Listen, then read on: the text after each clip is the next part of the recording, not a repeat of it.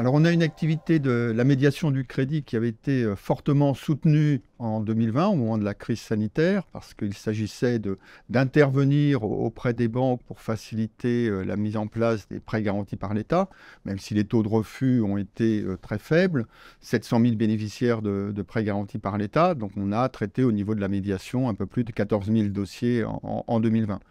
Une fois que cette distribution s'est atténuée au fil du temps, on se retrouve en 2022 finalement avec un nombre de dossiers un peu supérieur à 2000, avec une baisse progressive d'ailleurs tout au long de l'année 2022, ce qui fait qu'on est revenu finalement en termes de médiation du crédit à une situation comparable à ce qu'on avait en 2019 avant la crise Covid.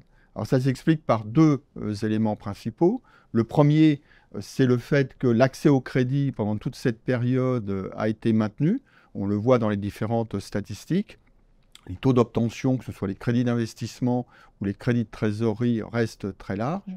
Et la deuxième explication, c'est le fait que les entreprises, dans la crise sanitaire, ont été fortement soutenues par l'État au travers de ce qu'on a appelé le « quoi qu'il en coûte », ce qui fait qu'on a une situation des entreprises, finalement, fin 2021 et qui se poursuit en 2022, qui est relativement favorable.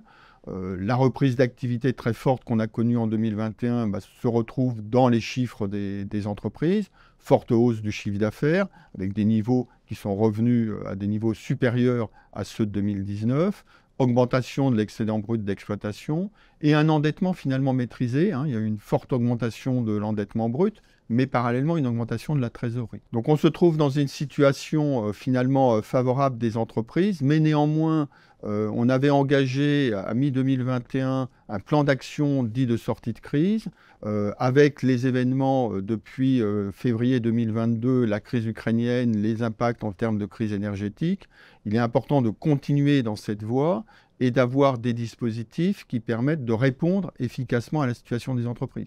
Donc la médiation est une réponse, mais par rapport à des entreprises qui n'auraient pas accès au financement, il est important pour nous de les orienter vers des partenaires, d'où la signature de partenariats comme celui qui a été conclu avec le Centre de prévention des difficultés, de manière à ce que les entreprises trouvent des solutions qui soient adaptées à leur situation et qu'on ne soit pas dans une situation où une entreprise va être laissée seule face à d'éventuelles difficultés.